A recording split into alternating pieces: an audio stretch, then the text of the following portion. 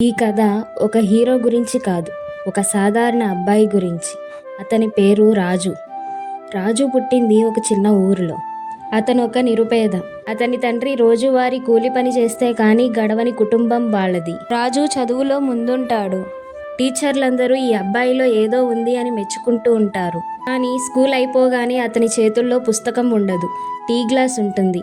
ఎందుకంటే అతను స్కూల్ అయిపోగానే టీ షాప్లో పనిచేస్తాడు. ఆ వచ్చిన డబ్బుతో ఇంటికి సహాయంగా నిలబడతాడు.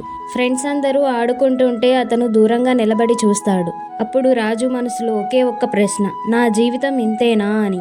ఒకరోజు స్కూల్ ప్రిన్సిపాల్ అతని కష్టాన్ని గమనించి రాజుకి స్కాలర్షిప్ అవకాశం ఇచ్చారు. కానీ ఆ స్కాలర్షిప్ కోసం అత్యధిక మంది విద్యార్థులు పోటీ పడతారు. అసలు నా వల్ల అవుతుందా, చాలా కష్టంగా ఉంటుందేమో అని చాలా ఆలోచించాడు. కానీ అతను నిరుత్సాహపడలేదు.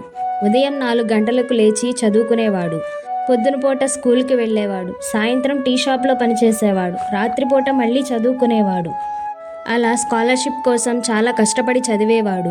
ఆఖరికి పరీక్ష రోజు వచ్చింది. చేతులు వణికాయి. టెన్షన్తో భయపడుతూ ఉన్నాడు. కానీ పేపర్ చూశాక ఒక విషయం అర్థమైంది. భయపడింది పరీక్షను చూసి కాదు, తనపై నమ్మకం లేకపోవడాన్ని చూసి అని ఆ రోజు గుర్తించాడు.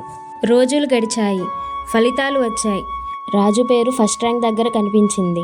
ఆ రోజు వాళ్ళమ్మ కళ్ళల్లో కన్నీళ్లు, నాన్న ముఖంలో గర్వం. అది స్కాలర్షిప్ కోసం కాదు, రాజు నమ్మకం కోసం వచ్చిన విజయం.